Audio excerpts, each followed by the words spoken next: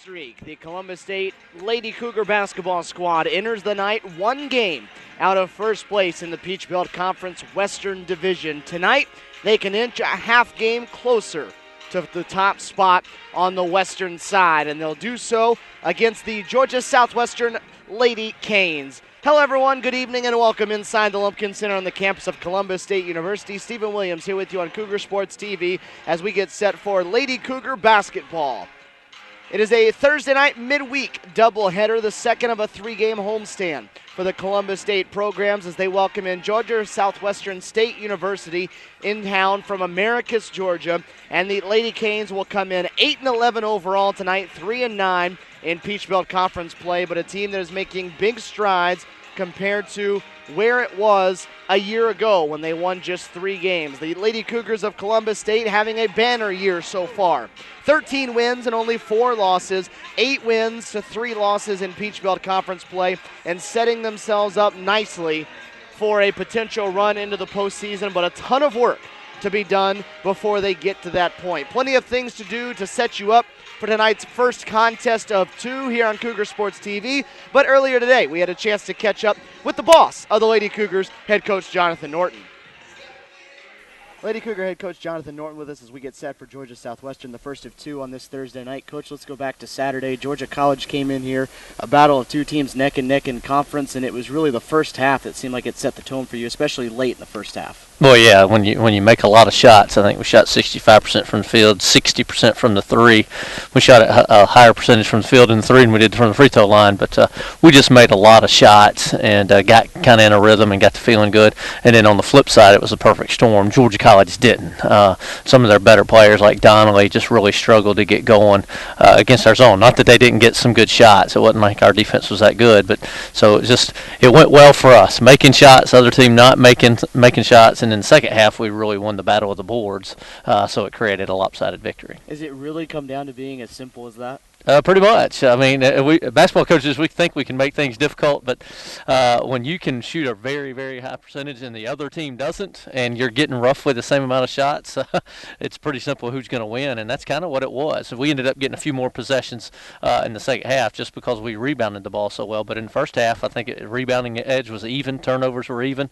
We just shot a very high, uncharacteristically high percentage, and they shot uncharacteristically low percentage, so we were up 16 at half.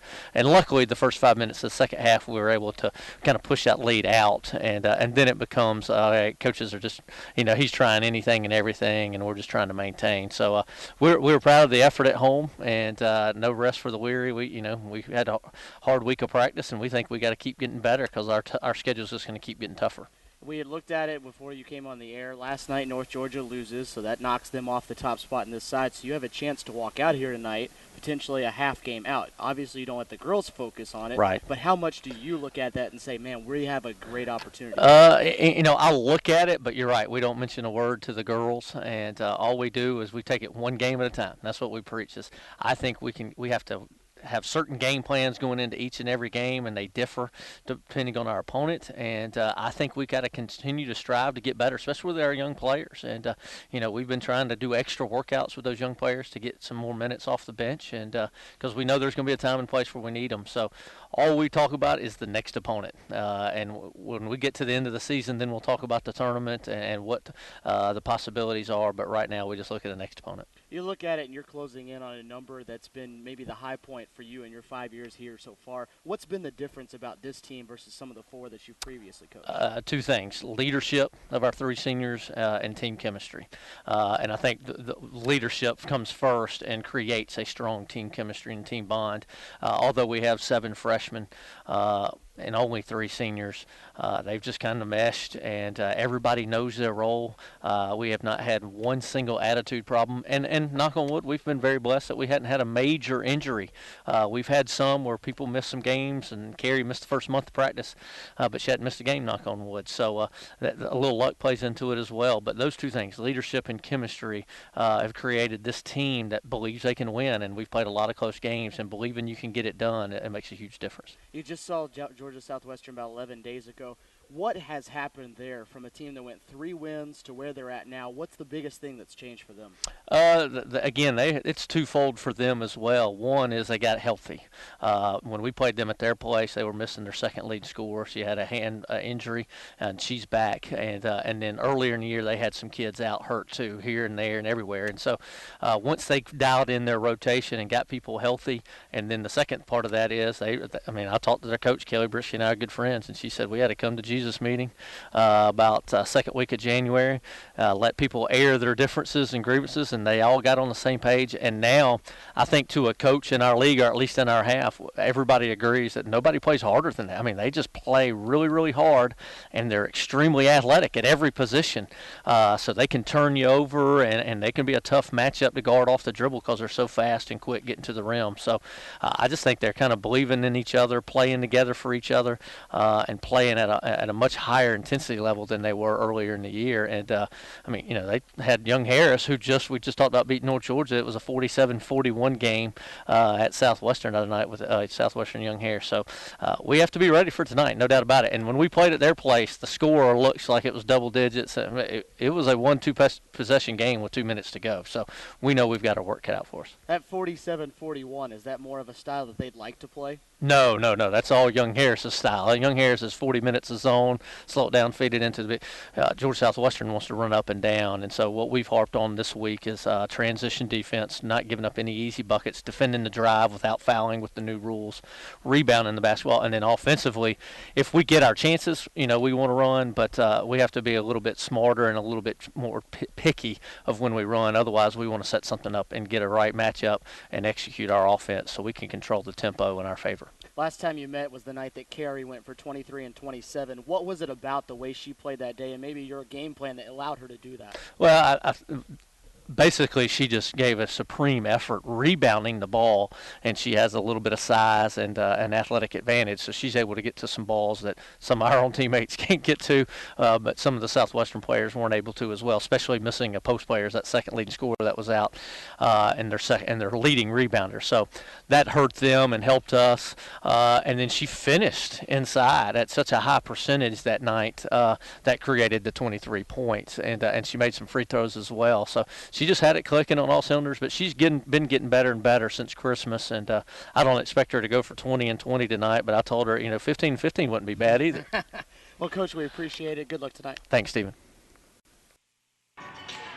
The second meeting between these two schools this season, they met 11 days ago in Americus, Georgia, at Georgia Southwestern State University. The Lady Cougars picking up a very tough-fought 75-62 victory, and you heard Jonathan Norton talk about it in the pregame interview. That was not a game with the final score being indicative of how it was played. That was a 5-point game when they went to the locker room at halftime. It was as close as 4 at 59-55 with just 5 minutes to go in the ball game there. But CSU closed on a 16-7 run and ended up pulling out the 13-point victory over a Georgia Southwestern team that has gotten so much better from where they were at this time last year. Columbus State comes in here riding a 4-game winning streak, and they're winners of 6 of their last 7. They have run off 4 straight against Armstrong, against Flagler, against this Georgia Southwestern team on the road, and then against Georgia College on Saturday. They put together quite the dominating performance, and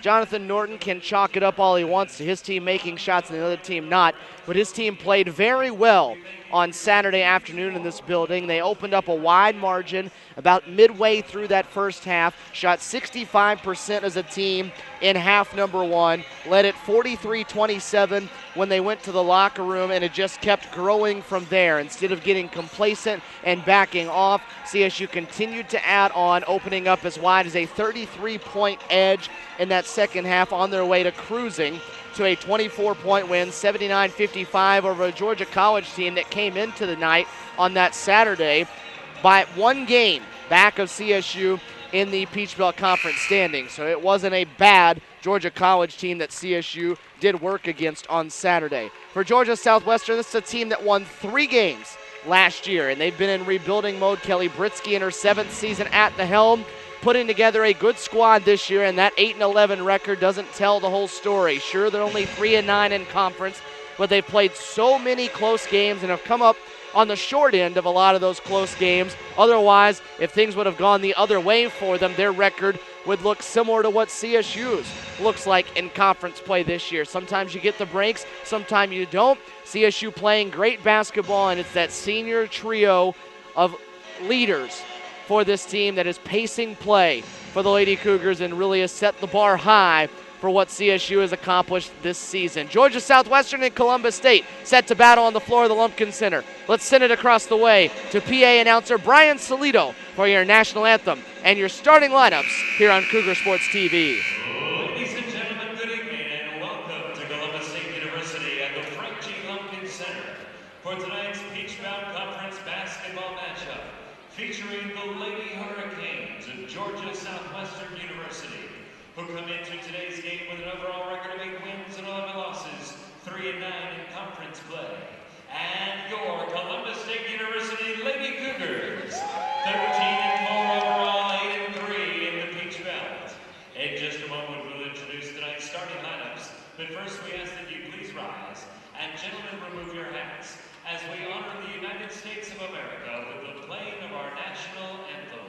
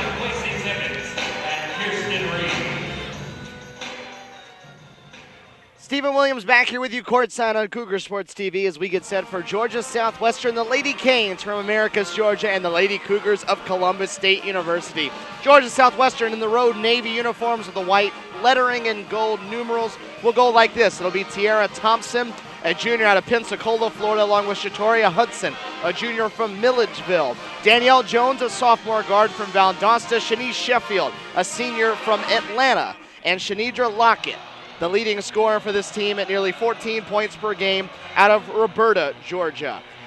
On the other side for Columbus State in the all-white, it'll be Kerry Washington, Shatil Bradford in the post, Tay Smith and Aisha Alexander on the wing, and Brittany Tatum the point guard. The 22nd overall meeting between these two teams. CSU has won 17 of the first 21 matchups, including 8 of 10 here in Columbus. It'll be Kerry Washington to jump it up against Shanidra Lockett. And it's Kerry Washington on control of the tip. CSU with the opening possession and the basketball working right to left as you're looking at it.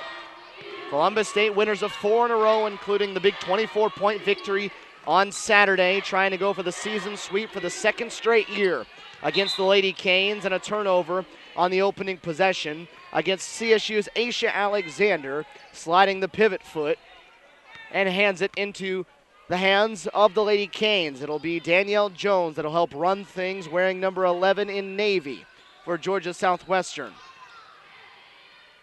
A bunch that may not have a ton of size in the post, but they have good size at the guard positions to help make up for it, as that one was deflected on the baseline, and it'll stay with Georgia Southwestern. Georgia Southwestern, the opening shot of the ball game was way too strong, and the air ball out of the hands of Shatoria Hudson, and it'll start CSU on the run. Jonathan Norton saying he didn't want his team to run too much because that's what the Lady Canes would like to do, as the shot was blocked out of bounds. But they are going to take their opportunities and run when the time is there. CSU to keep it after the block. Alexander just able to get it in under the 5-second call. Tay Smith fall away was a little strong. Hudson on the rebound. Georgia Southwestern lost its most recent contest. That was on Saturday against Young Harris as they turn it over. Alexander the steal. Tatum in transition. The layup not there for Tay Smith. And the rebound heading the other way. And a sloppy start to this ball game. Danielle Jones will lead it with numbers. And Jones continuing the sloppy play.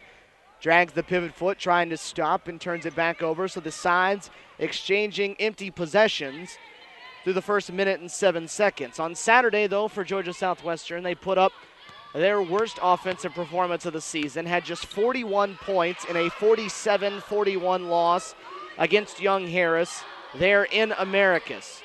Young Harris, a team that plays that zone. They don't give up a ton of offensive points, as Shatil Bradford will head to the free throw line. Not a ton of offensive points given up by Young Harris, and Georgia Southwestern played their style, didn't score a ton, and almost came out of there with a victory against what is now the top team in the standings in the Western Division. Shatil Bradford, the one at the free throw line after the foul committed by Tiara Thompson. Bradford, the leading scorer for this Lady Cougar squad, 16.5 points per game. She's been in double figures in 15 of the 17 games CSU has played, and she has her follow blocked that time by Lockett. She was able to run down her own miss, but Lockett from behind with some length bothered the shot. CSU with the turnover on the other side forced. The steal by Smith. She'll drop it off to Alexander, lost the footing, and they'll reset it up top. Over the top, Kerry Washington, unable to get to that pass, and it's exchange of turnovers between the two. The last time they met, Kerry Washington had a career day. 23 points, 27 rebounds for the Lady Cougar post player, the junior from Donaldsonville. That 23 points was a career high for her. The 27 rebounds not only set a school record for CSU, as Jones's shot is not there, and right on cue, Washington the rebound. It also tied a women's basketball Peach Belt Conference record. 23 points, 27 boards, and Washington gets the early two underneath with a good hesitation move. Kerry has size and athleticism that these Lady Canes struggle to match up with, and as Jonathan Norton has pointed out before, as that one's thrown out of bounds, they don't run a whole lot of sets for her. She gets a lot of her points and rebounds by just making it happen for herself. And she's been able to do that here over the course of this season to the tune of 7 points and 10 rebounds per game. Georgia Southwestern already with 4 early turnovers as CSU leads it 3-0.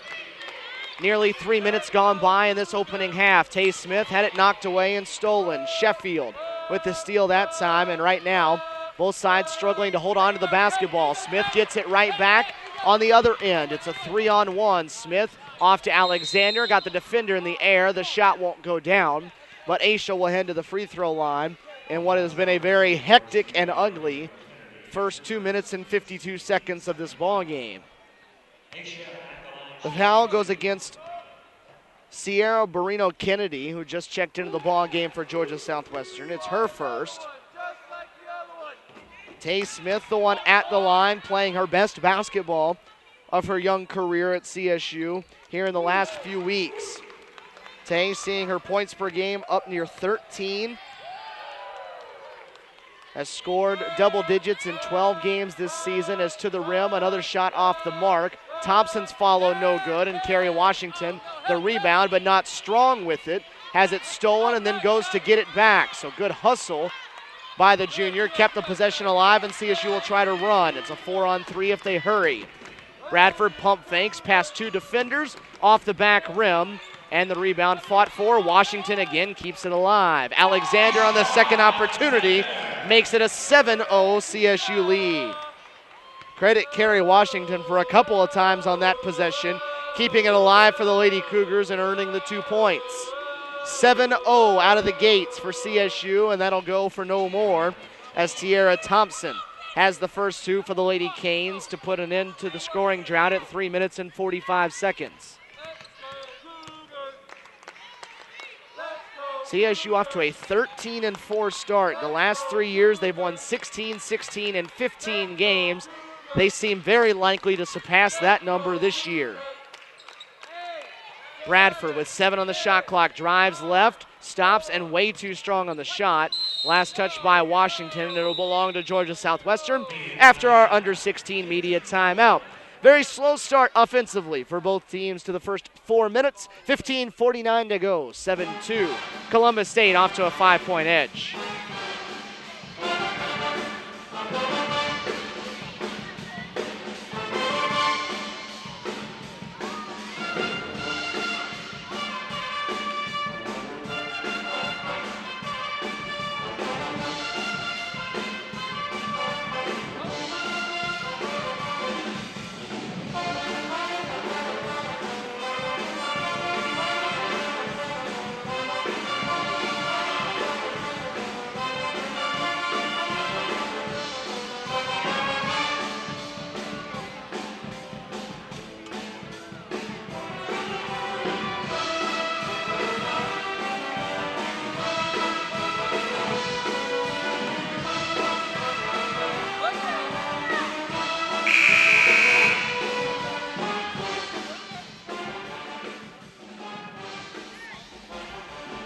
You saw the Peach Belt Conference standings as they are coming into play today.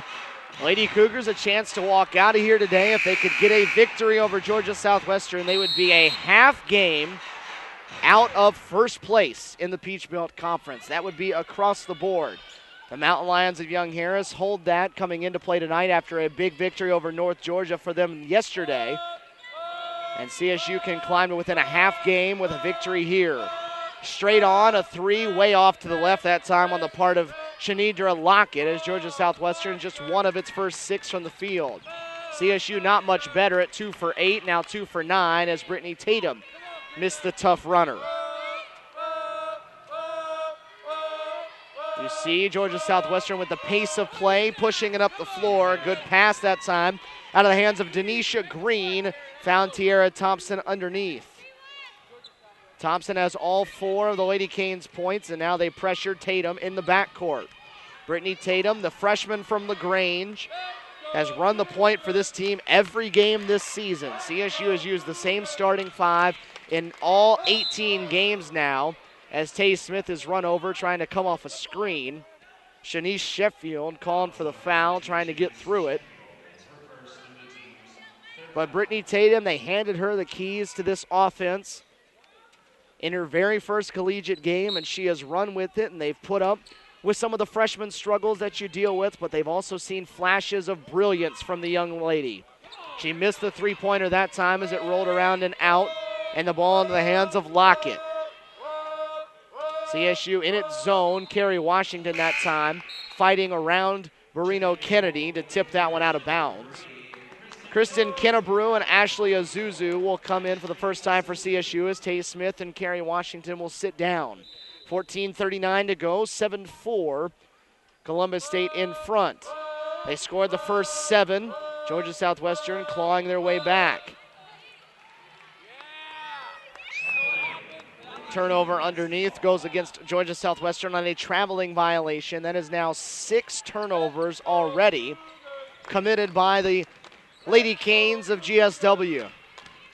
7-4, a slow offensive start. Bradford at the elbow. Pump fakes, drives on Thompson into the lane, and Bradford struggling a little bit from the field in the early minutes. Underneath, Green again finds Thompson. Thompson had a good look, and Green with another great pass, just no finish. Alexander from 18 feet, not there. Azuzu's follow is. Ashley Azuzu in the right spot at the right time, gets the awkward carom off the padding underneath the backboard. It fell right into her hands, and she lays it in for the easy 2. Pass over the top, deflected by Azuzu. Will stay with the Lady Canes under their basket, and 5 subs coming into the game. Kayla Richards, Michelle Montgomery, and Kim Blake in for CSU. Shatoria Hudson back in for Georgia Southwestern, as is sophomore Jasmine McSwain, one of the top freshmen in the Peach Belt Conference last season. CSU by 5. Lockett penetrates, sets it off on the baseline, and Barino Kennedy lays it in for 2.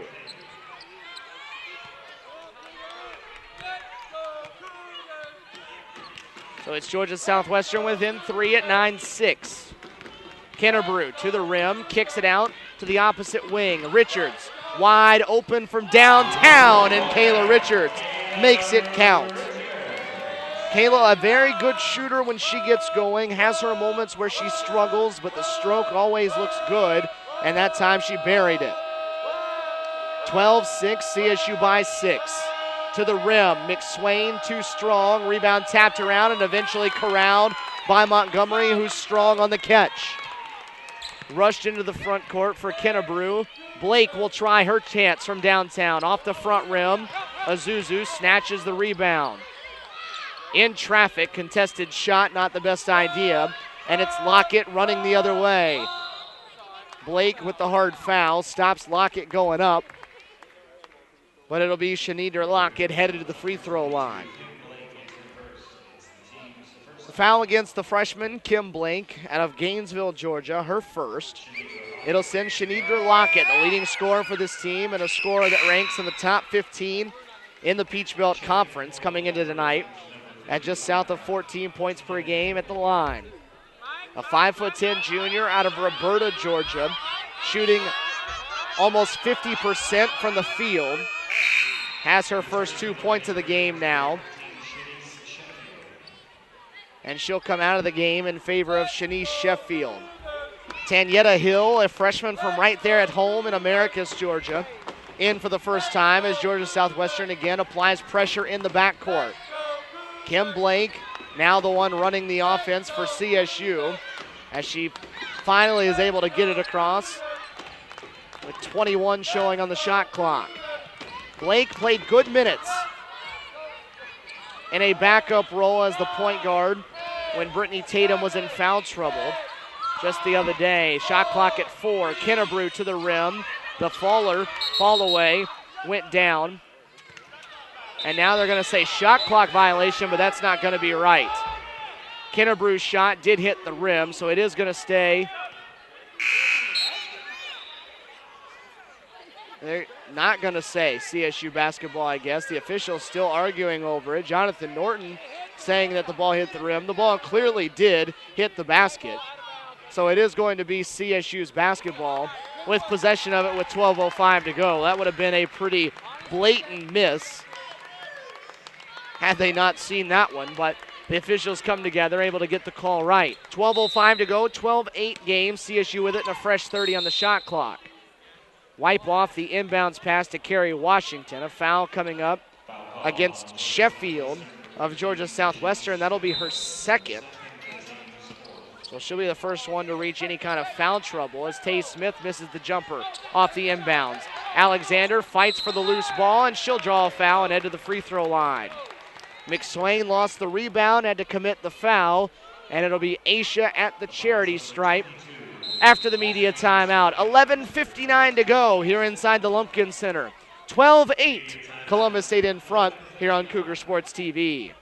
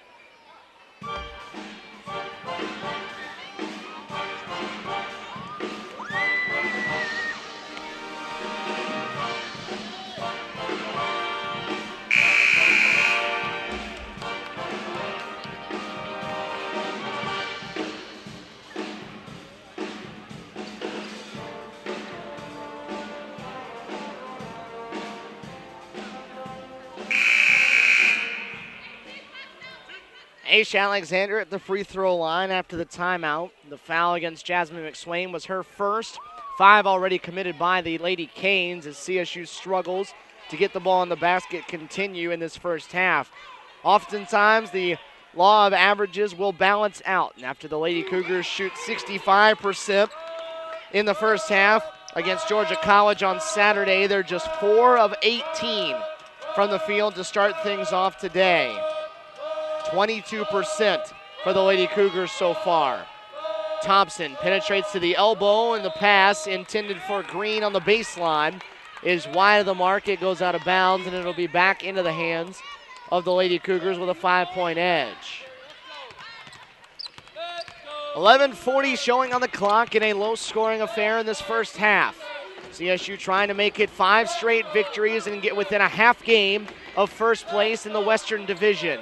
Tay Smith, a high arcing 3, doesn't go down. The tipped rebound into the hands of Carrie Washington, and Washington doing what she does best, following up misses with layups.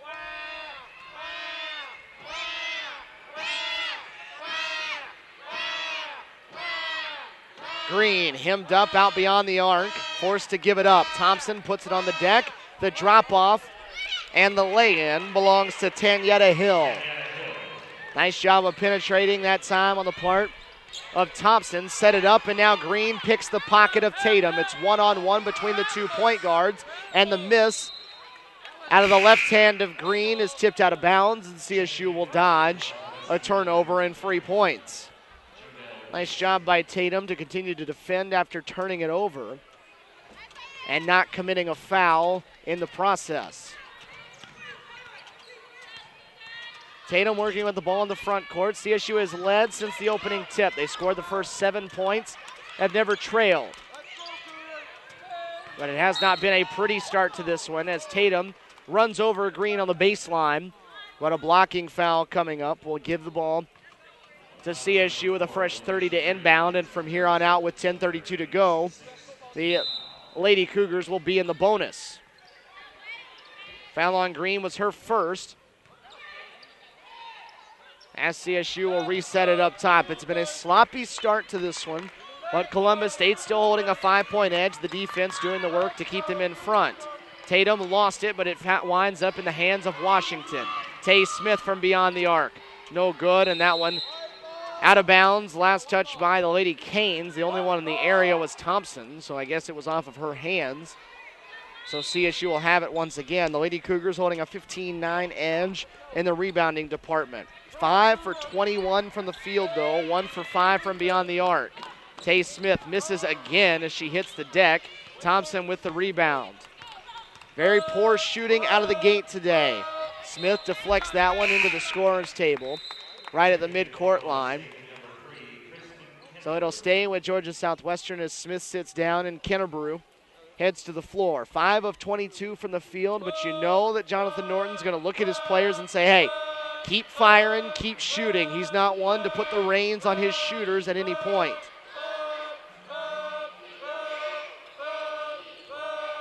Driving to the rim. The turnover gives the ball back into the hands of CSU, and it's Brittany Tatum from the free throw line that rattles one in.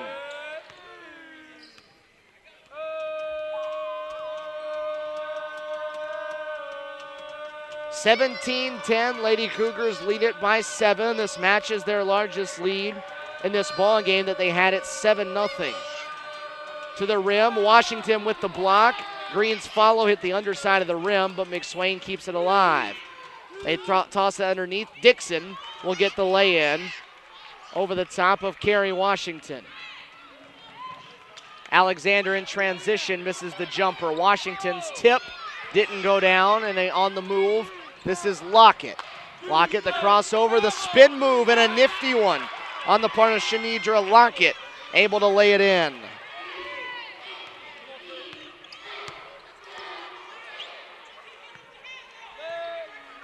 So 17-14, they cut it quickly from 7 down to 4. Bradford will try her hand from the field. Long 2, rolls all the way around a couple of times, and finally falls through to make it a 19-14 game. So Bradford, for the time being, finds a way to get one to go down from the field. Backdoor cut, McSwain open, beating Brittany Tatum on the baseline. McSwain with her first 2, and a foul now 85 feet away from the basket is going to put CSU into the bonus for the 1-and-1, and Brittany Tatum will walk to the other end to attempt the front end. Foul goes on Denisha Green. It's her second, so she'll be the second Lady Cane to reach multiple fouls. She'll sit down. Danielle Jones back in, as is Barino Kennedy. 8:02 showing on the clock, 19-16. It's Lady Cougars in front by 3. Front end of the 1-and-1, and it struggles from anywhere from beyond about 2 feet. Continue for CSU now, as Tatum misses the front end, and then she has to check out of the ball game in favor of Kim Blake. 27% from the field for CSU, 41% for the Lady Canes of Georgia Southwestern. Georgia Southwestern struggling with turnovers, and speaking of, they turn it over again. CSU able to run it down. Washington saved it in bounds. Kim Blake gives it right back, though, in transition. Double teamed in the backcourt. Dixon's long shot misses everything, and that time it was Lockett on the baseline before she could save it inbounds. Gives it back to CSU, and another media timeout. 7:36 to go. CSU still in front. This time they lead by 3, 19-16.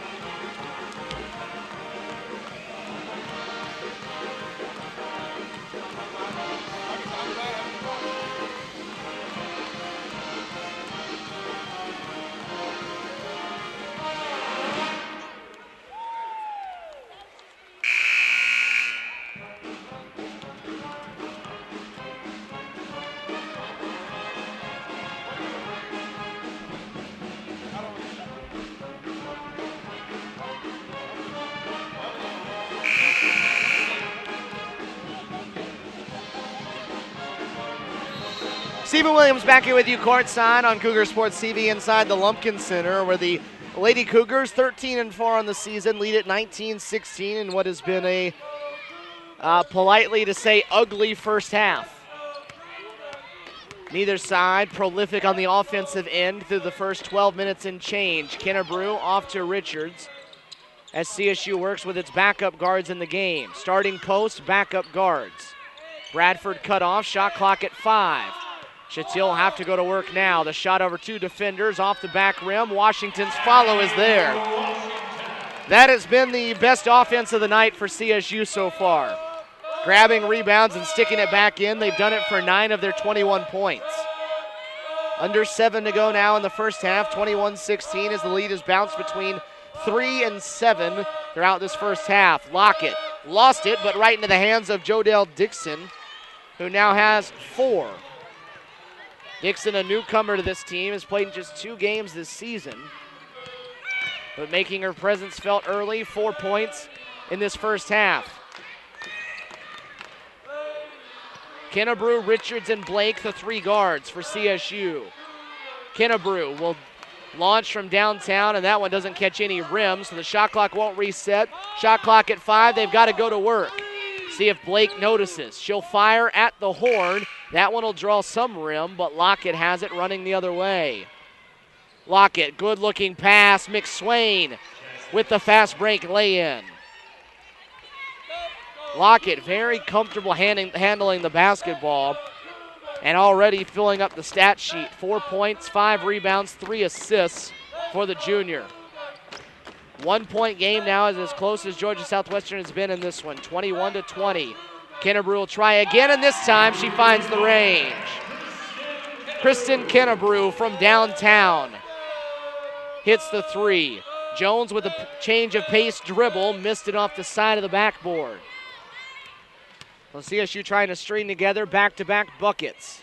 Underneath, Bradford, right baseline. Double team, drops it off. Washington fouled on the way up. Will head to the free throw line for 2 shots. Good unselfish play that time by Bradford, finding the double team and finding the open player. And Carrie Washington draws the foul, and she'll head to the free throw line. The foul went against Danielle Jones. It was her first. That's 8 committed now by Georgia Southwestern.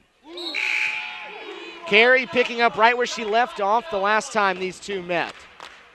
23 points, a career high that day, along with 27 rebounds, becoming just the second Lady Cougar in history to score 20 points and grab 20 rebounds in a game, joining only Phoebe Smith as the only other Lady Cougar to do so. Jonathan Norton said he told her no more. She didn't have to get 20 and 20 tonight, but he would really like 15 and 15, and she's halfway there. 7 and 7 for her so far. 5-point game as that one missed everything, and a foul on the rebound as Lockett went up to get it. Committed on the part of Kayla Richards. That'll be her first. The sophomore from Cumming commits the foul. That's only the second committed by the Lady Cougars. Kim Blake, the only other foul committed in this first half. From downtown, all backboard on the part of Thompson, as that shot was about 1.5 feet off. Alexander left baseline from 16 feet. Aisha with 5. So right back out to a 7-point margin. Georgia Southwestern cut it to 1. CSU gets 6 in a row, but Lockett underneath again gets open on the backside. Lockett with 6. As Georgia Southwestern continues to give CSU fits up underneath the rim. Dee DeShazer just into the game for CSU. Bounces around about 10 times, but DeShazer able to get it to go down. It's good to see Dee back in a CSU uniform as Lockett gets loose underneath again and missed it. Brino Kennedy has that one swatted by Carey, and now Carey on the move. The post player to the other end, the finger roll. That is quite an impressive single-handed play on the part of Carey Washington. The swat, the snatch, and the run leading to the layup And yes, she is 6 feet tall and doing all of that. Timeout on the floor belonging on the part of Kelly Britsky and Georgia Southwestern, as that one brings them to a little bit of life here inside the Lumpkin Center as they open up a 10-point margin at 32-22. We mentioned that it's nice to see Dee Dee back in uniform, and that's because she was not with the team for the last week or so because of a death in the family. And so she did not join the team for the home game on Saturday against Georgia College. And so back with them now, and glad to have her out there and already on the scoreboard now with her first three. 4:09 to go in this one. And CSU, after having their lead cut to 1 at 21-20, they've bounced back here on an 11-2 run to open up a 10-point margin, their largest lead of the half at 32-22, as the shooting percentage now starts to climb. The last time we took a timeout, they were shooting 27%. Now they're at 35%. They've knocked down a couple of three-pointers in this stretch. A couple of guards off the bench, knocking them down in Kinnebrew and DeShazer. And CSU running out to a 10-point edge. Again, Georgia Southwestern, the record is deceiving. A team that went 3-23 last season and ended the season on a horrific losing streak. Kelly Britsky with some of her veterans back this year, some of her leaders getting 8 wins already, and they could easily have a lot more. You look down some of their conference games. They lost by 5 to Francis Marion, lost by 5 at Montevallo, lost by 3 at Flagler, lost by 6 to North Georgia, lost by 6 to Young Harris. They're just a few possessions in a bunch of games from flipping their 3-9 record in conference around to the other side. CSU on the move again. Brittany Tatum with it as she's back into the game. Kick out. Shatil Bradford's line drive three. Doesn't get the nice roll. And it's Lockett with the rebound and on the move again. 7 rebounds to go along with 6 points for Shanidra Lockett. Closing in on 3:30 to go in this first half. Lady Cougars by 10. Sheffield, the kick out. McSwain, the spin move in the lane, somehow had it bounce back into her hands, and the follow goes up. Doesn't go down, but a foul coming up in free throws for Georgia Southwestern. Ashley Azuzu called for the foul. It's her first, 3 against CSU. And it's Jasmine McSwain to the free throw line. McSwain, the sophomore from Marietta, led the Peach Belt Conference last year in scoring for any freshman. Played in 24 games last year, averaged 12 points per game. She was the only Lady Cane to average double figures last year.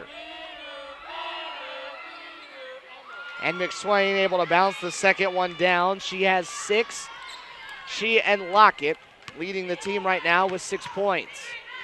8-point game with 3:15 to go, 32-24. DeShazer has a screen and an open 3. This time doesn't get the nice roll. Bradford's follow, though, will fall through. Shatil with 5 now as CSU has 11 second chance points. Jones way off, about 5 feet too strong. Barino Kennedy's, or rather Thompson's follow doesn't go either. Georgia Southwestern not very sharp from the outside.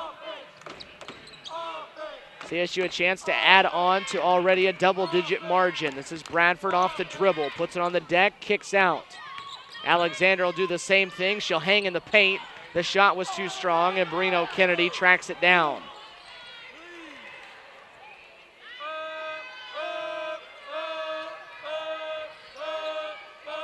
Turnover, leading to a run out for CSU. DeShazer being tracked down, drops it off. Brittany Tatum, basket, and the foul.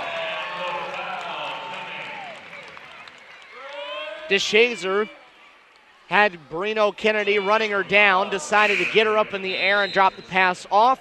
Brittany Tatum on the receiving end, lays it in and draws the foul.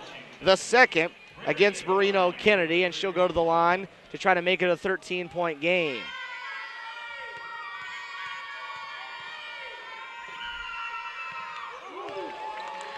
Tatum able to make this free throw count. 5 points for the freshman in the first half, and with 2:10 to go, CSU has itself a 13-point lead. Lockett knocks one down from the perimeter. A long two, they're going to say, though, for Shanidra Lockett.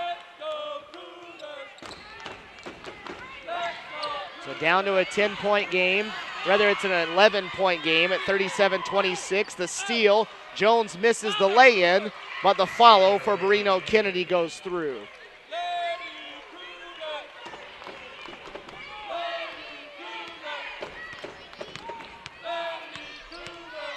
(37-28), 9-point game, 90 seconds to go here in this first half.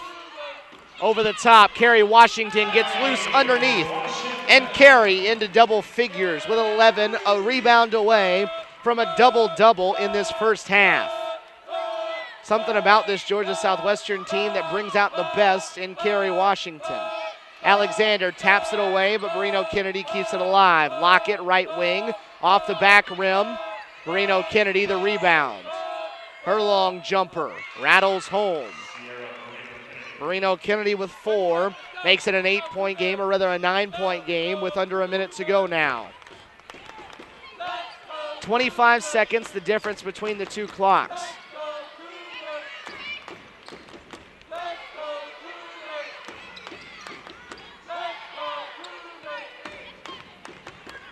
Alexander has her shot blocked by Lockett with 34.9 seconds to go. 39-30 the score. 9 on the shot clock. DeShazer on the inbounds, off to Bradford. CSU needing to go to work. Shatil puts it on the deck, and she'll draw the foul, headed to the basket. Foul goes on Tiara Thompson. That's her second. Comes the 4th Georgia Southwestern player to hit 2 fouls. And it's Shatil Bradford to the line for 2 with 29 seconds showing on the clock. Scoring spread around for CSU so far in this first half. Shatil with 6 as Tay Smith comes back in for a final defensive possession. Dee DeShazer will sit down. Kristen Kennebrew set to come in just a moment for Shatil Bradford. Bradford makes both the free throws. 7 now for the senior from Morrow. And CSU has opened up a 41-30 lead with 29 seconds to go. Jonathan Norton taking the timeout. He hadn't used one in this first half. You get 5, 1 full and 4 20s, or rather 4 30s. So you can only carry over 4 of your timeouts to the second half. They will take a 30-second timeout away from you if you don't use it. So Jonathan Norton taking advantage of that and saying, hey, might as well use it to set up a defensive possession here for this final 30 seconds. Otherwise, I'm going to lose this timeout, so it's a smart play nonetheless. 41-30 the score, 29.3 to go. The shot clock will be off, and CSU will go to a full court press out of the timeout with 4 guards on the floor. 4 guards in Carrie Washington, the most athletic of the post players, out there in white. So CSU looking for a turnover and a late bucket here down the stretch. Thompson gets it on the move, and Georgia Southwestern has a run out. Lockett easily on the other end, gets the basket to give her 10. So CSU should have final possession now, leading by 9 with 11 seconds to go. Tatum working against Lockett. Drives right, down to 7 now. Spins, drives, kicks. Tay Smith, right corner. Off the front rim, Carrie Washington doesn't grab the rebound. Tay Smith does, and there will be nothing on the final possession for CSU. So 20 minutes in the books. It was ugly for about 13 of those, and then the offenses kicked in. 41-32, the way they'll take it into the locker room at halftime. CSU in front. Lady Cougars opened up as wide as a 13-point edge, with Georgia Southwestern closing it down to 9 as they go to the locker room. Your first half scoring for CSU, Carrie Washington on her way to another double-double and potentially another big day against this Georgia Southwestern team. 11 points, and at last check, 9 rebounds for her in the first half. Shatil Bradford with 7. Aisha Alexander and Brittany Tatum with 5 apiece. 3 for Kristen Kennebrew, 3 for Kayla Richards, 3 for Dee Dee DeShazer, and 2 for Tay Smith and Ashley Azuzu. On the other side for Georgia Southwestern, it's 10 for Shanidra Lockett, 6 for Jasmine McSwain, 4 for Tiara Thompson and Sierra Barrino Kennedy, who also had 8 rebounds, and then 2 more for Tanyetta Hill, 4 for Joelle Dixon. As we go to the locker room at halftime, 41-32 your score. We'll take the halftime break with them, and when we come back, we'll take a look at your PBC standings and where things stand in the Peach Belt tonight with 2 other conference doubleheaders going on across the Southeast in the Peach Belt Conference, and we'll get you ready for your second half of basketball. At the break, 41-32, Lady Cougars in front.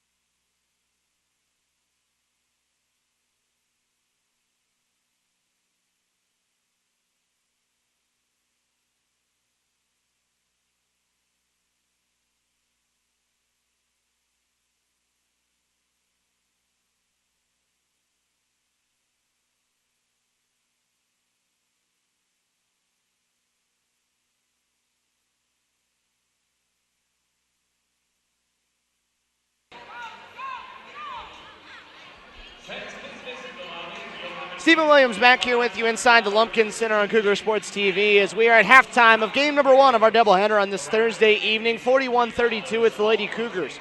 Halfway to a 5th straight victory on this season, trying to get to 14-4 tonight and pull within 1/2 game of Young Harris for the top spot inside the Peach Belt Conference. So far, so good for them after a very ugly first 13 minutes or so to this ball game in which the Lady Cougars were in the 20s in shooting percentage. They close out the half at 37% as they heated up down the stretch of that first half.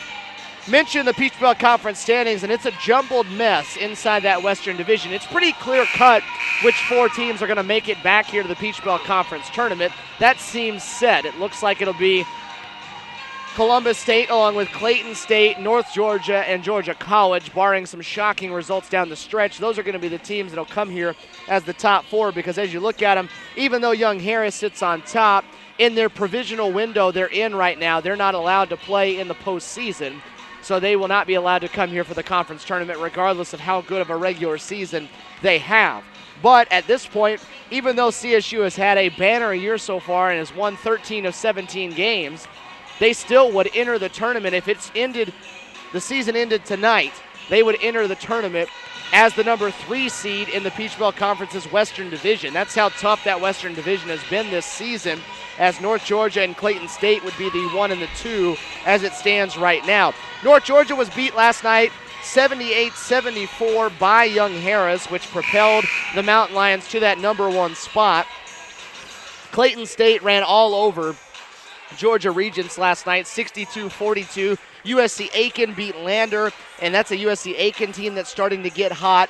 And Georgia College housed Montevallo to show you just how big a victory it was for CSU on Saturday. Right now, UNC Pembroke is on the road at Francis Marion, and Flagler is at Armstrong in a battle of the 2 top teams in that jumbled Eastern Division that really doesn't have a whole lot of good stuff going for it outside of the top 2 at this point.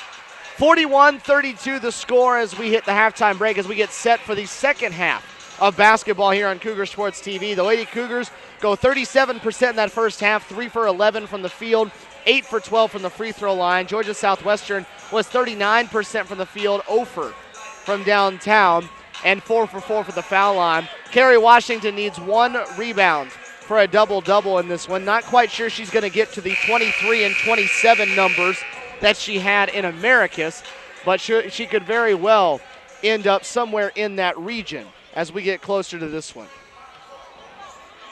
41-32, it'll be Columbus State up by 9 to start things off. Georgia Southwestern will have the basketball.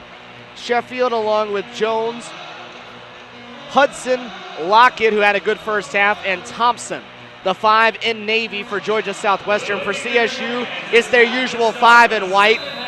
Tatum, the point guard, Tay Smith and Aisha Alexander, the other 2 guards, to go along with Shatil Bradford and Kerry Washington at the post. Alexander tips away in the passing lane. The ball deflects into the hands of Jones, finds Lockett, and that one deflected out of bounds. Last touch on the part of CSU. It was 21-20. Georgia Southwestern got as close as it was in the first half at 1-point deficit, as Shatil Bradford called for the foul running over Sheffield for the first of the half.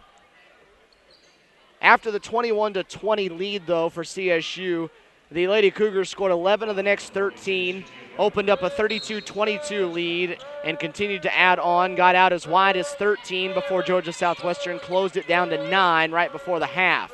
Thompson underneath, got loose, missed the easy lay-in. And then a jump ball as she was blocked on the follow. And this time the arrow points in the favor of Columbus State.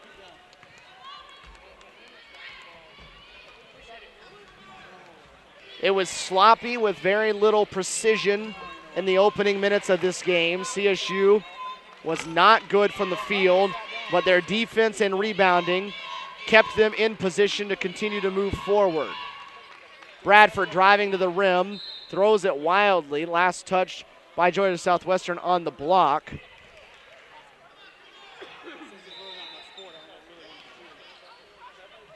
So Columbus State will keep it, but only 8 on the shot clock. Alexander, left baseline. Drives to the right, stops, falling right, hit the front rim. Rebound tapped in the hands of Jones. And now on the other end, it's Brittany Tatum on the steal. Turnover number 12 committed by the Lady Canes. CSU's turned it over just 6 times so far. Bradford on the blow-by, runs over Shatoria Hudson, and Shatil called for her second foul of the half, her second of the game as well. CSU committed just 3 fouls in the first 20 minutes, 2 here in the early going against the senior Lady Cougar. Kick out for Sheffield on the left side, double teamed as Tatum backs away. CSU working in a 2-3 zone now, trying to force Georgia Southwestern to beat them from the perimeter. Inside, they get in the middle of it. Sheffield drops it off. Hudson on the receiving end has her first 2. Georgia Southwestern bunch can be sloppy at times, but they also pass it well. They've done well against CSU's zone tonight at getting good looks right around the rim. The interior defense for CSU has left a little to be desired.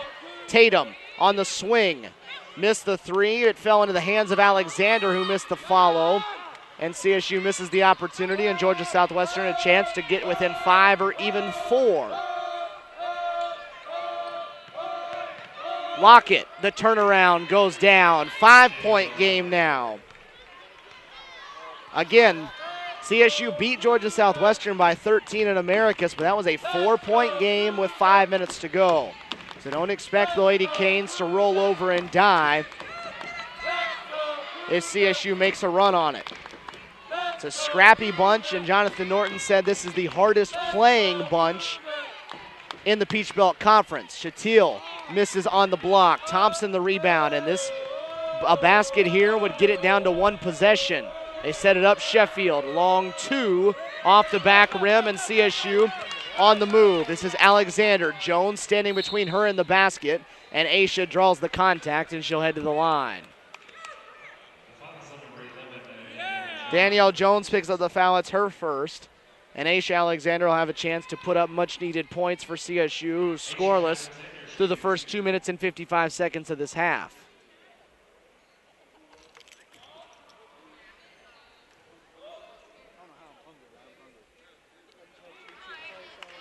CSU now 8 of 13 from the foul line for the ball game.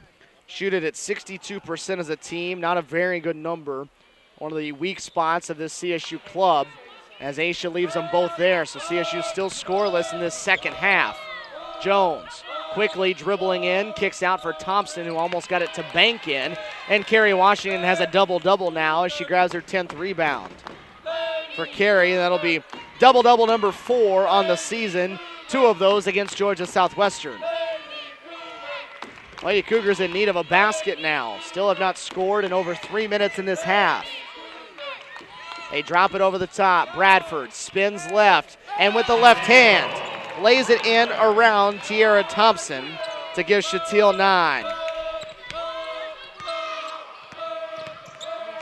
That'll add a little breathing room to the Lady Cougar lead. And a timeout just before the pass was stolen by Washington, called by Georgia Southwestern's Kelly Britsky to save possession for the Lady Canes. 16-18 to go. 43-36, Lady Cougars in front by 7. Game number 1 on this Thursday evening here on Cougar Sports TV.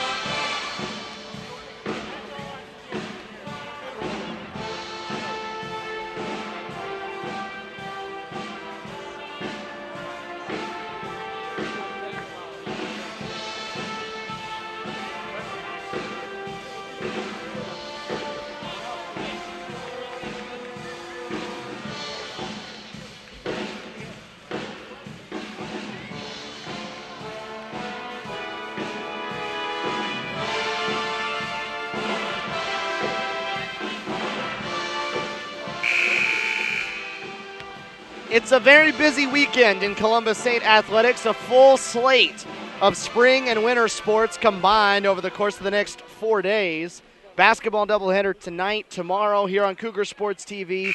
We have a softball triple header for you from Cougar Field here on campus as Brad Huskisson's Lady Cougars will play their first games on their home field of this season. Basketball doubleheader against North Georgia on Saturday as a traveling violation called against Georgia Southwestern to wipe off that basket. And then on Sunday, we'll have our first broadcast of a baseball game from Ragsdale Field for the 2014 season. So plenty of things for you here on Cougar Sports TV as we're with you for 4 straight days here over this weekend. Tatum runs over a defender on the baseline, no call, and then on the steal, it's Sheffield streaking the other way. Bradford chasing her from behind, blocks the shot to save a free basket, but it'll stay with Georgia Southwestern.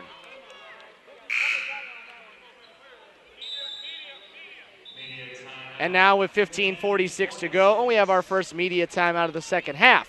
43-36, CSU still by 7, nearly 4 minutes and change gone by here in the second half.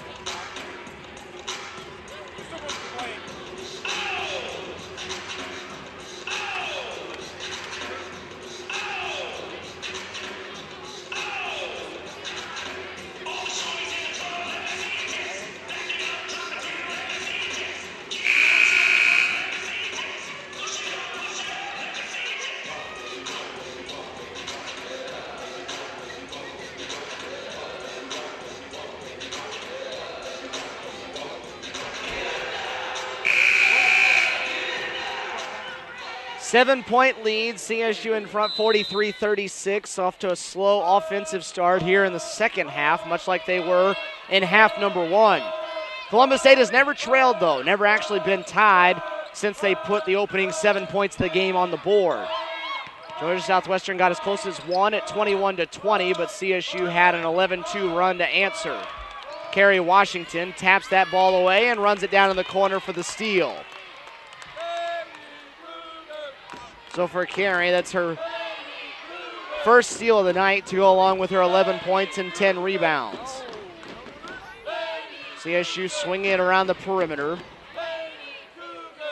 Tay Smith trying to get going, still can't find it from beyond the arc. Shatil Bradford, though, on the follow, gets into double figures with 11 after the lay-in. CSU with 13 second chance points. The rebounding margin has now closed at 30 all, as CSU is going to get another steal, as Bradford forced it and then came away with it. CSU with a 5-on-4 advantage, as Tay Smith called for the offensive foul, and Jonathan Norton just puts his head on his fist in frustration. Foul on Tay is her first. Third of the half against CSU as she'll sit down, just has not found it tonight. 0 for 8 from the field, 0 points.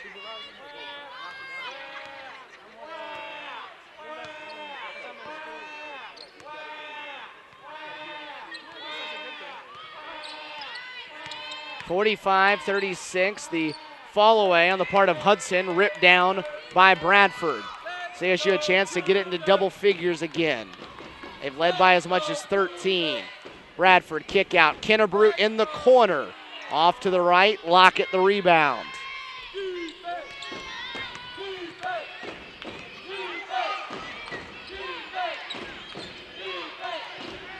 McSwain cut off by a double team. And a foul coming up on the ball against Kristen Kennebrew. That'll be her first.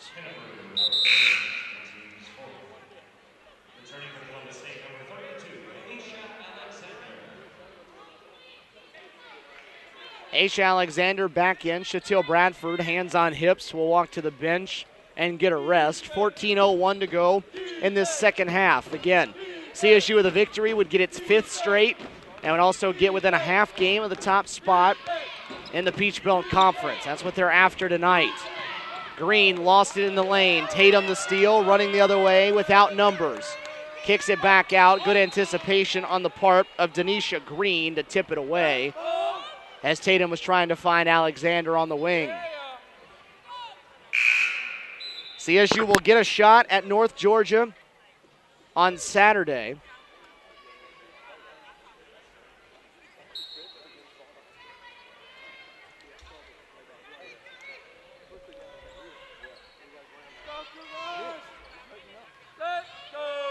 Alexander spins baseline, gets it up over Burrino Kennedy, but was fouled on the play. Burrino Kennedy becomes the first player in the game to reach 3 fouls, and that comes with 13:37 to go here in the half.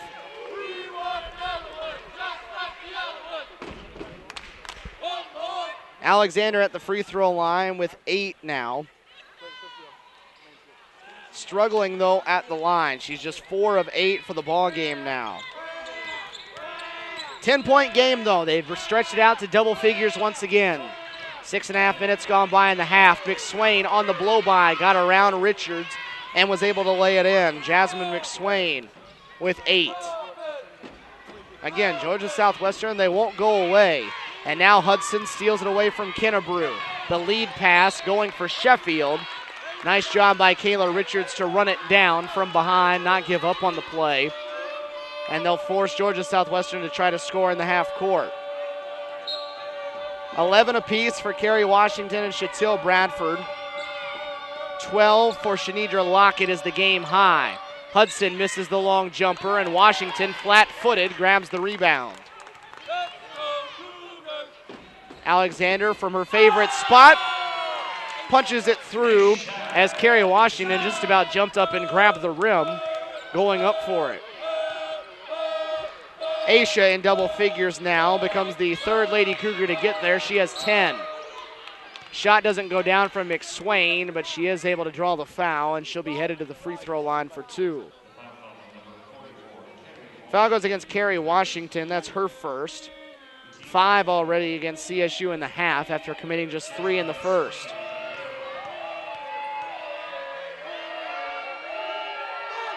Jasmine McSwain once again at the free throw line. Came into play averaging 10.5 points per game as Shatil Bradford comes back in.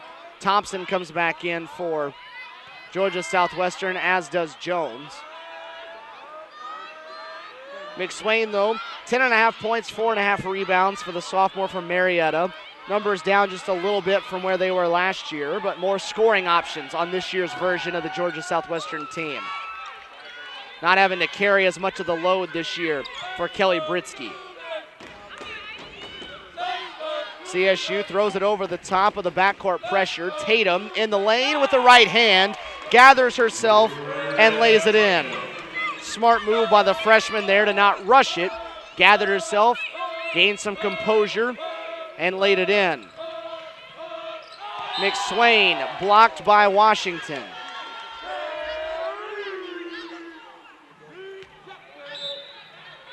So 19 on the shot clock as Georgia Southwestern gets it right back under their own basket. McSwain from 12 feet, back rim, Alexander the board. Tatum again in the front court. Drives, tried to kick it out, had an open Kennebrew in the opposite corner, but a pass deflected and stolen.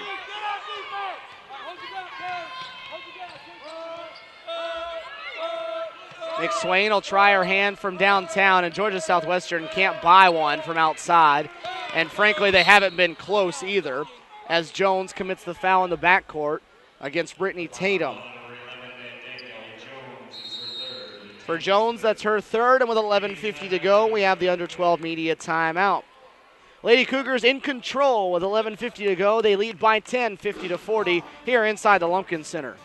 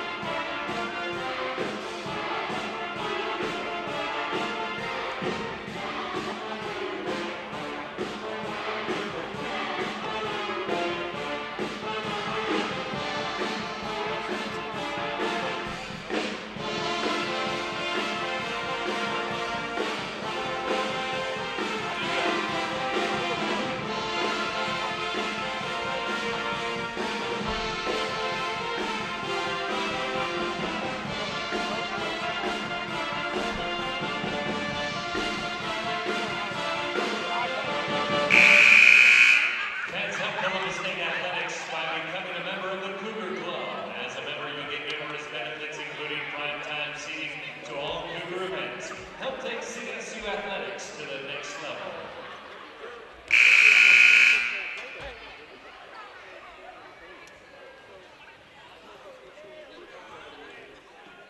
Stephen Williams back here with you inside the Lumpkin Center. 50-40, Lady Cougars by 10. 11:50 to go. Kim Blake back into the game to run the point for CSU with Brittany Tatum sitting on the bench. Ashley Azuzu in after the timeout as well. Alexander made the tough catch, drops it off for Kennebrew. Will try her hand it along too. The shot was long. Rebound saved in the hands of Azuzu, and CSU with a fresh 30 to run a new offense. Bradford cut off on the baseline. Drops it off for Azuzu, and Azuzu fouled. We'll see whether that was Dixon or Green. It'll be Joelle Dixon called for her first.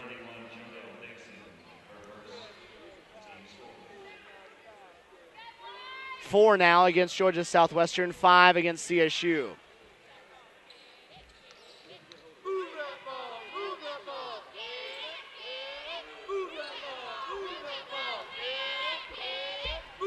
Closing in on 11 minutes to go in this one. Big men's game coming up 25 minutes following the conclusion of this one. Stay tuned to Cougar Sports TV for that one. Shot clock down to 8. Alexander working with it. Gets a screen, goes all the way to the rim, and with the right hand, Aisha Alexander makes it 12 points for herself. Great screen set that time by Bradford to free her up. 12-point game, 13 is the largest lead.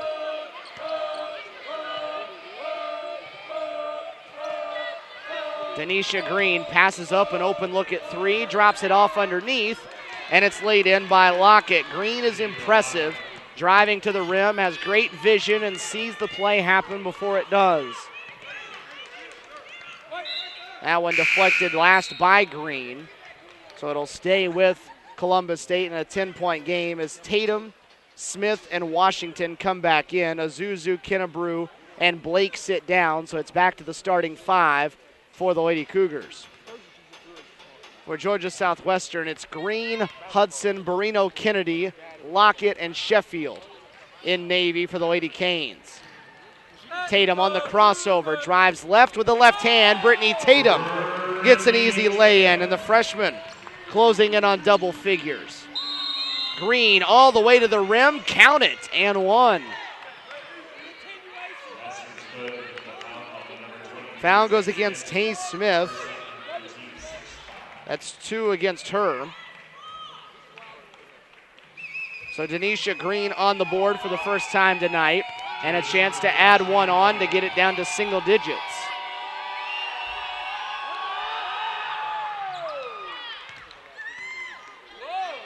So again, now at the midway point of the second half, Georgia Southwestern again refuses to go away. Going to continue to make it tough for CSU to get that 14th victory thereafter. That one loose on the floor, and Tay Smith going to be fouled as too physical that time was Denisha Green of Georgia Southwestern.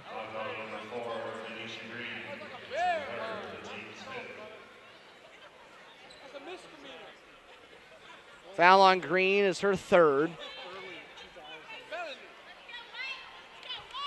So CSU with it, still a comfortable margin at 9. Only one time have they come close to losing that lead. And that was at 21-20 in the first half. Alexander to the rim, will wipe off the attempt. Offensive foul as Hudson stepped in, drew the charge, and it'll be back in the hands of the Lady Canes. Foul on Alexander is her first. So it's back to Georgia Southwestern, trailing by 9 with 9.5 to go. Lockett steps through the double team, and an athletic move by Shanidra Lockett makes it a 7-point game. Lockett has been quite impressive. 16 points now for the junior. 54-47. Every time Columbus State extends it out, Georgia Southwestern has answered. That pass almost stolen. Tatum to the rim, missed the lay-in. Tay Smith runs it down. Had her shot deflected, got her own miss though. The kick out, Alexander all the way through the double team and missed another lay-in. And this one deflected by two Lady Cougars, go out of bounds. Frustrating possession, not because of the way it was executed, but the fact that the shots didn't go down. CSU got very good looks at the rim, but none of them made it in the hoop. So with 8:40 to go, a chance to get within 5 or 4.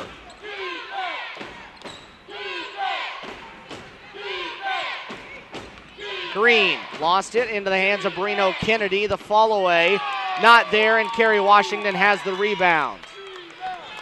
For Carrie, that was her 12th to go with 11 points.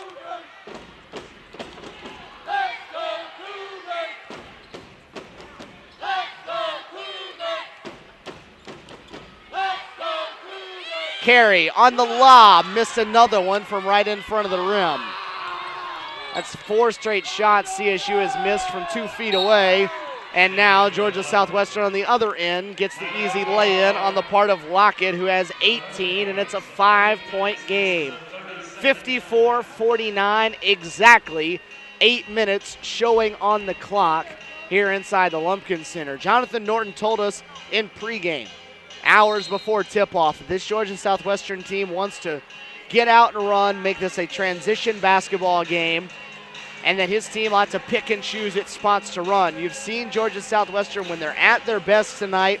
They're getting out in transition, and they're running and getting easy lay-ins, and Lockett has been the one on the receiving end of those on numerous occasions, and right now she is the game leader with 18 points. Jasmine McSwain, the only other Lady Cane in double figures, she has 10.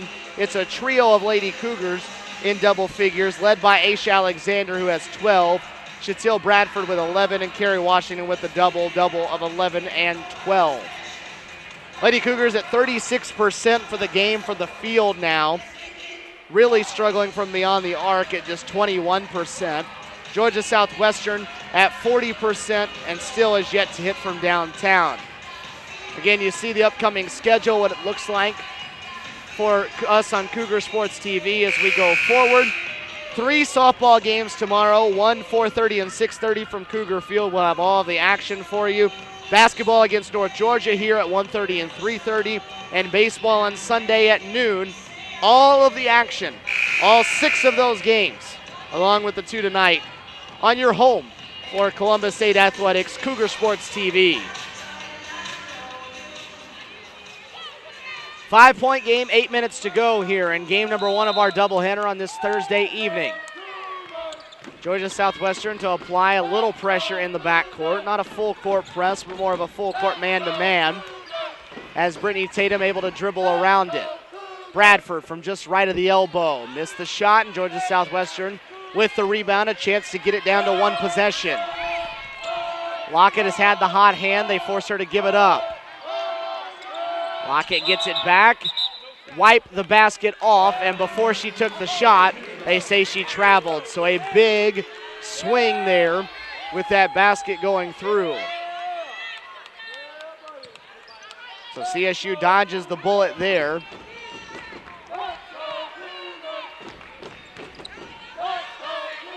And they'll have it back after the 17th GSW turnover.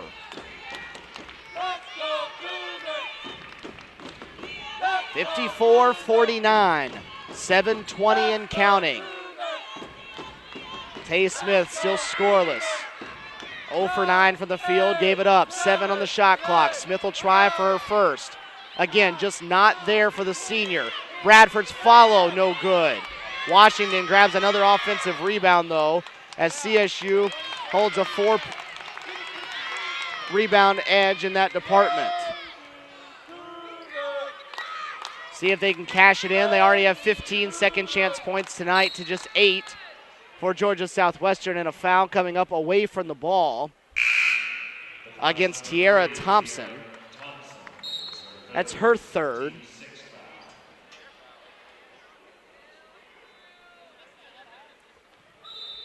Sixth foul against Georgia Southwestern in the half, so that means we're in the bonus from here on out on both sides. And speaking of the bonus, here it comes now, as a foul on the inbounds committed as Carrie Washington was trying to go up high for the pass. The foul goes against Thompson, so she picks up 2 without any time running off the clock. She has 4 now as Kerry Washington goes to the line for the 1-and-1, and CSU struggles continue. 9 of 17 from the free throw line.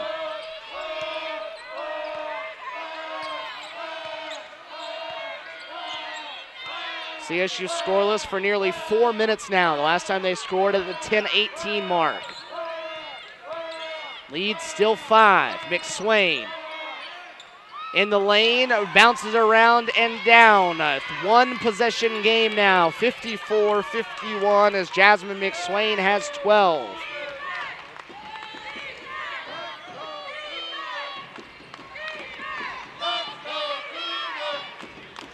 Tatum gets the screen, long 2, and Georgia Southwestern a chance to get within 1 or tie.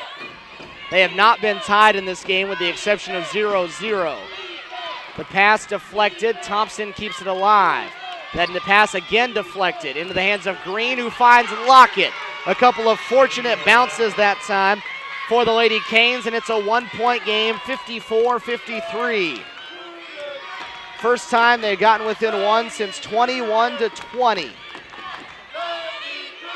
It is an 11-0 run for the Lady Canes, who will settle CSU down. Bradford's jumper doesn't go. Alexander the follow, and a timeout called by Jonathan Norton. Big offensive board and stick back by Aisha Alexander makes it a 3-point game at 56-53 and puts it into a 12-0 Georgia Southwestern run.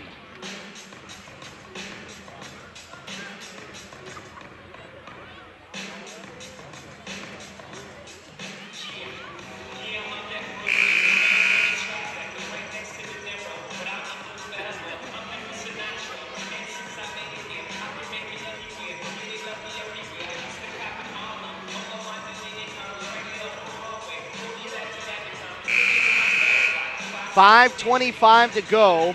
CSU with its first basket in nearly 5 minutes of game action here after Alexander gets it on the glass. They have 17 second chance points now, as the Lady Cougars try to not surrender this lead. They have led wire to wire so far. Scored the first 7 and have never looked back.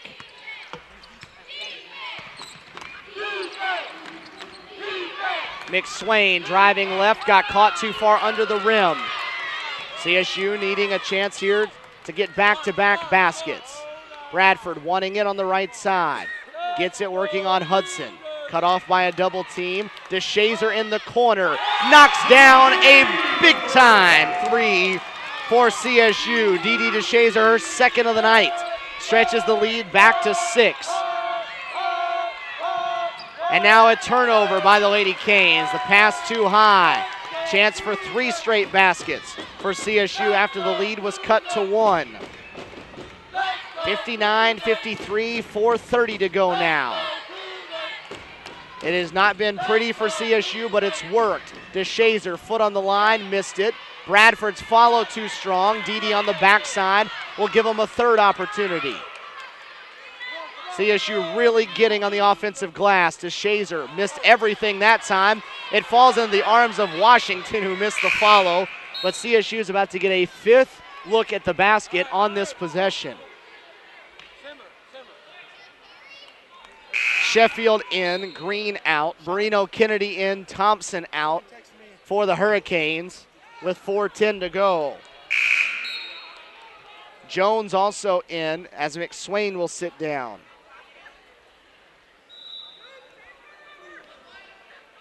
CSU trying to close this one out. They go over the top. Carey high for the catch, and that time she finishes it off. The first time she scored in this half. 13 points, 15 rebounds for the junior. 61-53. Under 4 to go now. It's a 7-0 Lady Cougar run. Underneath, Hudson's fall away, not there. Rebound tapped out, last touched by Georgia Southwestern, and CSU may have weathered the storm. 3:42 to go, final media timeout of the ball game. 61-53 53, Lady Cougars on a 7-0 run. Yeah.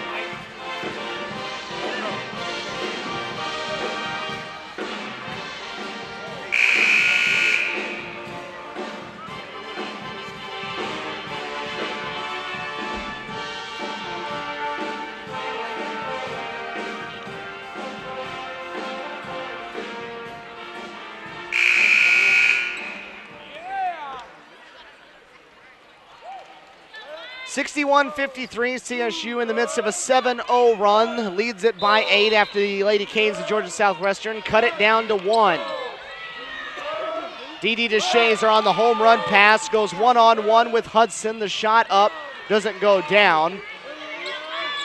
And CSU misses the opportunity to stretch it to double digits. 3 minutes and 30 seconds to go. CSU trying to close out its 5th straight win and get within a half game of first place in the conference. Washington on the block. Sends the shot away, but it'll stay with the Lady Canes with 13 on the shot clock. For Carey, that's block number 4 of the game. Hudson off the inbounds from the corner. Finally knocks down the first 3 of the game for Georgia Southwestern. Shatoria Hudson makes it count, and it's down to a 5-point lead. They're now 1 for 7 from beyond the arc. CSU on the other side, 4 for 17.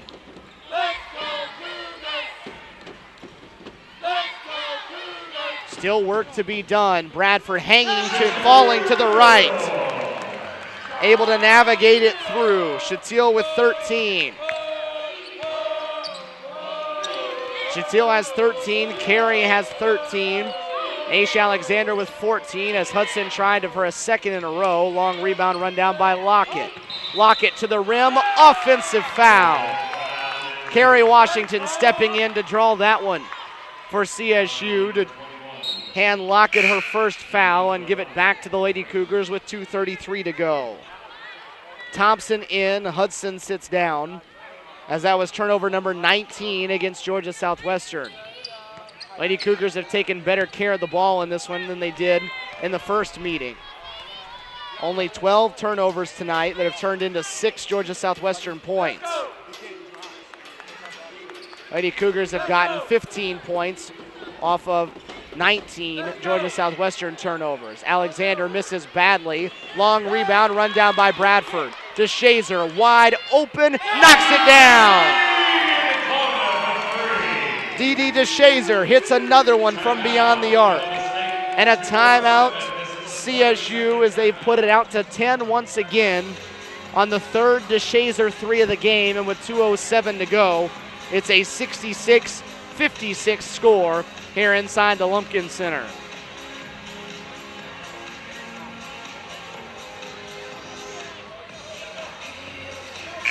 Reminder, second half of the doubleheader coming up, 25 minutes following the final whistle here in this first one. Robert Moore's group will try to continue their great play on their home floor. They're 10-2 this season in this building.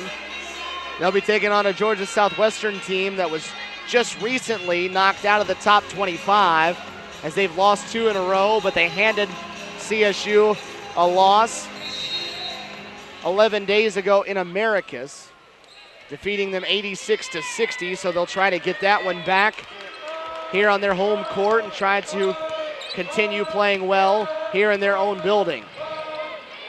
Under 2 minutes to go, 10-point game. CSU trying to salt this one away now. Sheffield on the handoff, driving right, around Washington, but one too many steps will wipe off the attempt. The turnover is the 20th now by the Lady Canes, and with 1:46 to go, CSU just needs to take care of the basketball and hit free throws, and they should get victory number 14. Tatum fouled on the sideline with 1:44 left, the 9th foul against Georgia Southwestern. Called against Denisha Green, her 4th, and Brittany Tatum will head to the line for the 1-and-1. Tatum, just a 57% free throw shooter, is 1 for 2 tonight.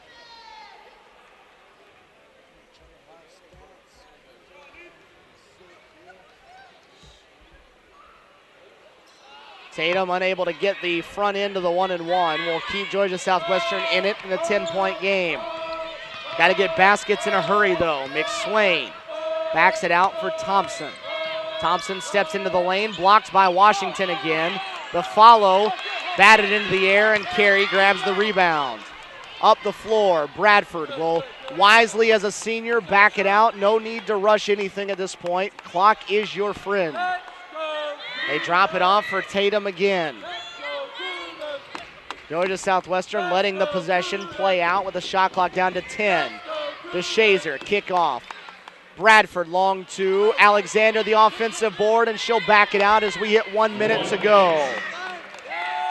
CSU looks to be on its way to a 14th victory versus 4 losses as Jonathan Norton takes a timeout to save the possession here for CSU. 53 seconds showing as CSU is about to pick up its 5th straight victory and improve to 14-4 on the season. It will be the longest winning streak that CSU has put together this year. They won their first 4 before losing to Albany State, and they're going to get to within a half game of Young Harris for first place in the Peach Belt Conference. At 9-3, they will pull into a tie with Clayton State and North Georgia for second in the battle for what is really the battle for the top seed in the Western Division, with Young Harris not eligible to make it.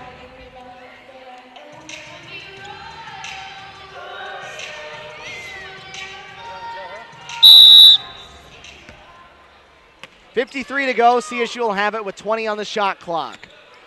Just time now to hold on to it, not turn it over. And Tatum does just that as she got caught right at the midcourt line, and on the step back went over the stripe.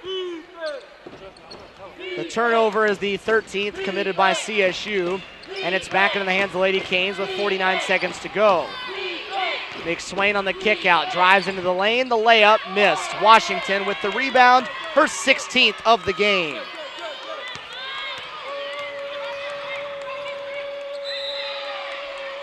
And now a foul in the front court will go against Thompson, and that should be her 5th.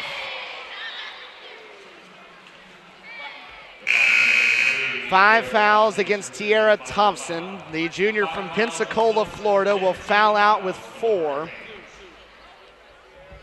So Barino Kennedy will come in, the 10th foul against Georgia Southwestern. So it'll be Brittany Tatum to the line now for 2 with a chance to get into double figures. And Tatum continues to have struggles from the free throw line. Just 1 for 4 now for the freshman, who's 57% for the year. And Tatum leaves them both hanging at the line. Again, though, 30 seconds to go, 10-point game. It shouldn't be in doubt as McSwain misses the 3. Carey Washington with another rebound, and Lockett commits the foul from behind against Shatil Bradford. And Shatil will walk to the other end for gravy points here for CSU with 23.7 showing on the clock. Some of the Cougar men gathering in the corner by the Lady Cougar bench, getting set for their game coming up. Georgia Southwestern doing the same in the opposite side. And CSU not sharp from the free throw line here at the end. Shatil gets the second one, give her 14 to go along with 10 rebounds, so a double-double for the senior from Morrow. 18 and ticking down as CSU is going to win its 5th in a row, as they'll sweep Georgia Southwestern for the 2nd consecutive year, as Kerry Washington now is just piling on rebounds. Her 18th, clock down to 2.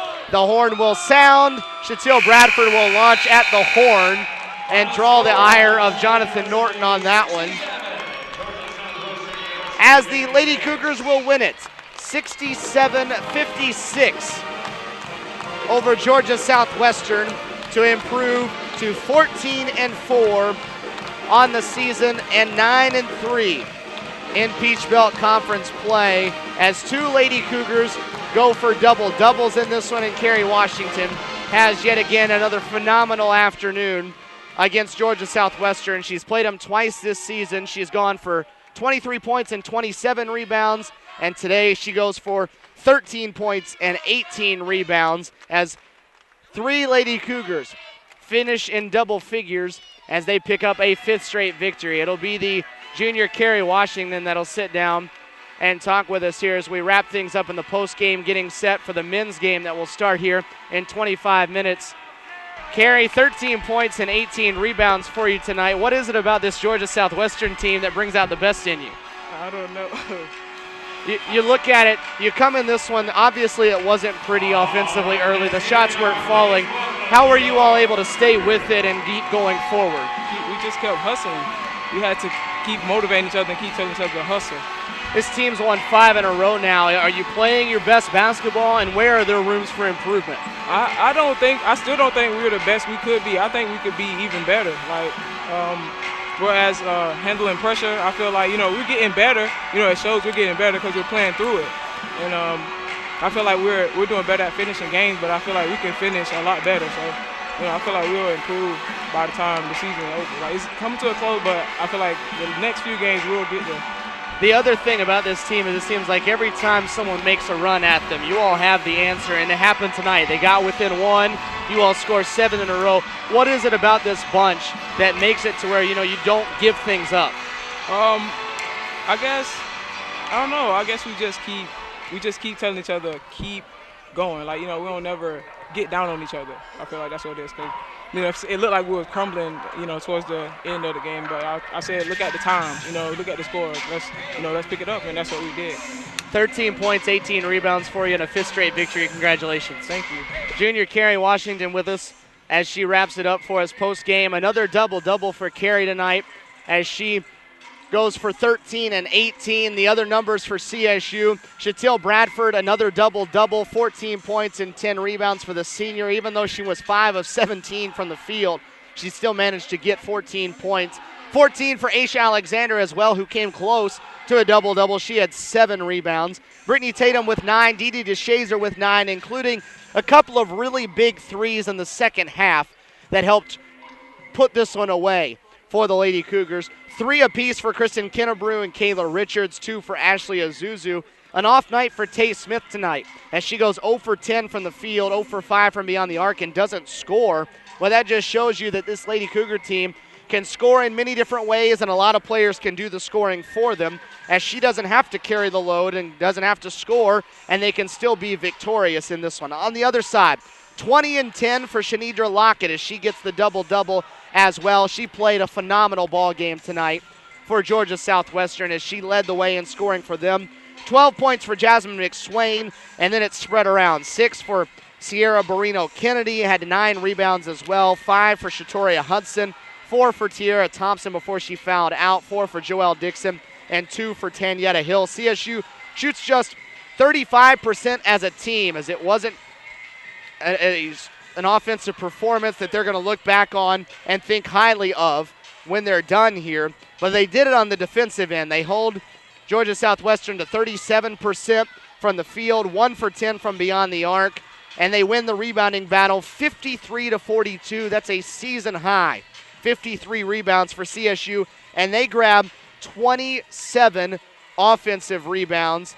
And I venture to say that that would be a new season high for CSU in that department as well, as they were all over the glass tonight, as 27 is definitely a new season high for them in offensive rebounding, as head coach Jonathan Norton slides in with us as his team wins at 67-56. I guess the law of averages says that the shooting had to balance out from what you did on Saturday. Yeah, I mean, we certainly didn't shoot it near as well as we did Saturday, especially from the free throw line. And I thought we came out flat, to be honest with you, on both ends of the floor. And even when we got up 7-0, I think that may have hurt us more than it helped us, because then we got this one in the bag. It's going to be cruise control, and it came back to hurt us. So, but we found a way to get a win. Carey was awesome again.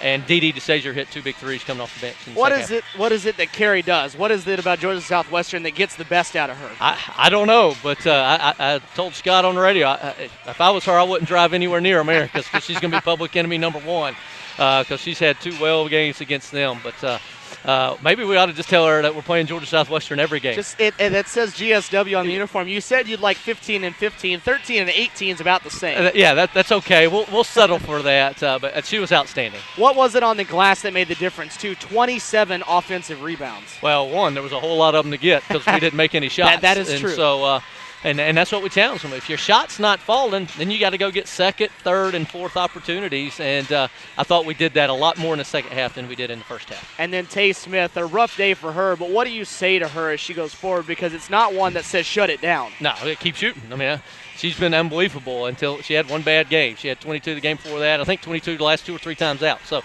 I tell her the whole time in the game, that's why she shot 10 times. Keep shooting. That's your job. It just wouldn't go in the hole. But she's one of our best defenders, too. And so that's what I told her. I said, you can't let that get in your head.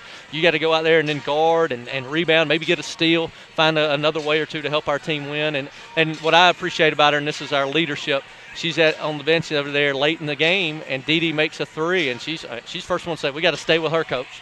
And, I mean, she's cheering like crazy for us. That's a great teammate, and that's what makes this team special. All right, 48 hours. Got to come back, and it's a whale of a good North Georgia team that's coming in here. What are the biggest challenges that they present right off the bat? Well, it's going to be to tell 2 different teams. We played a team that's athletic and pressure.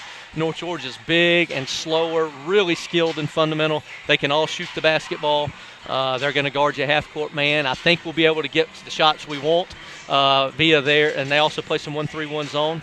But, boy, we've really got a difficult task. Defensively, we've got to pressure the ball and take away 3-point shots. But that's tough because they got a 6'3" post inside that's averaging about 22 a game. So we got to be really physical. We got to be the most aggressive team. We got to have a ton of intensity on the defensive end. Coach, 5 in a row and now a half game out of first place. We'll talk to you on Saturday. Thank you. Head coach Jonathan Norton as we get set for game number 2 here on Cougar Sports TV. The Lady Cougars win game number 1, 67-56. They're 14-4 overall, 9-3 in the Peach Belt Conference, 8-12 for Georgia Southwestern, 3-10 in PBC play. We now turn our attentions to the men's half of the doubleheader.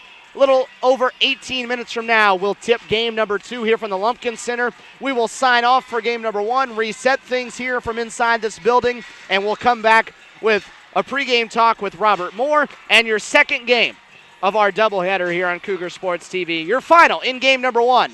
It's Lady Cougars 67, Georgia Southwestern 56.